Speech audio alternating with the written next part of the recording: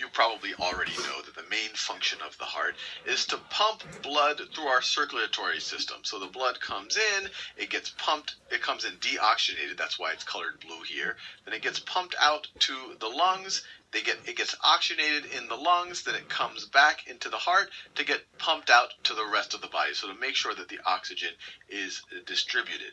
Now, whenever someone talks about heart disease and eventually heart attacks, a lot of times people talk about clogged arteries. And when I first heard that when I was a kid, I assumed that, hey, the heart is this pump and it has these arteries that are supplying blood to the rest of the body.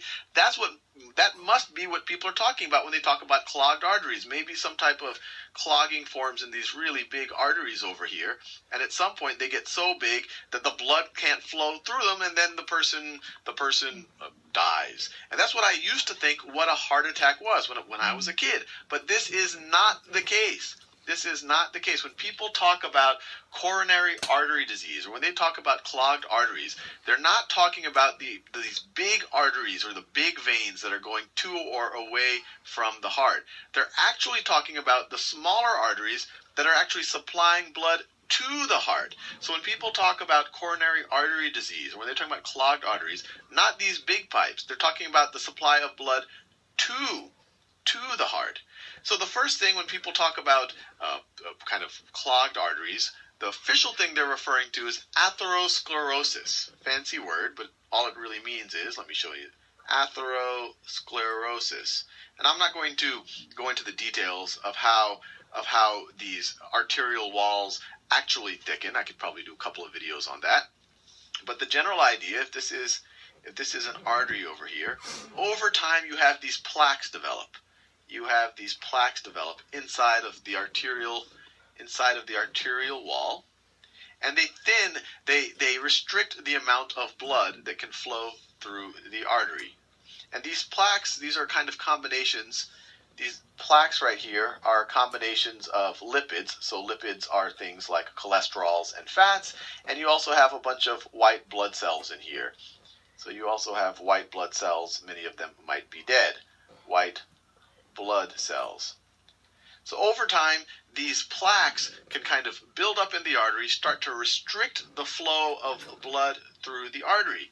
And if these get thick enough and they restrict the flow of blood, this is what we call coronary artery disease. Let me write that down. Coronary artery disease.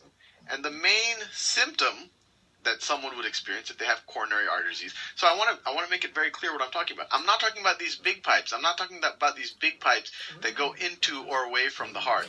I'm talking about the arteries that supply blood to the actual muscles of the heart. Remember, the heart is made up of muscles. It needs blood itself to do the pumping. It needs oxygen itself. So what you can imagine happens in one of these arteries that supply blood to the heart, right over here, and just so you know some of these names, you might hear them thrown around. This on the left-hand side in the red, let me label it over here, this in red over here, this is the left coronary artery, sometimes called the LCA. You might say, wait, this is the one on the right, but we're thinking about it from the point of view of the person whose heart it is. So that's why it's their left coronary artery.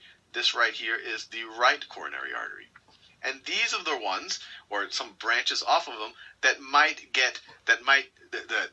have thickening of the walls. So what you imagine, this plaque could form, maybe it's forming right over here. Let me do that in a different color. Maybe it's forming right over here.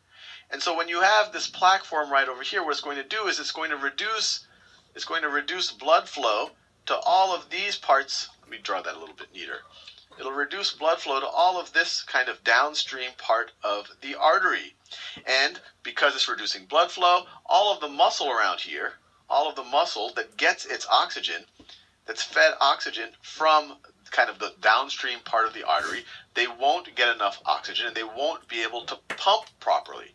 And so the main symptom of coronary artery disease is called angina pectoris.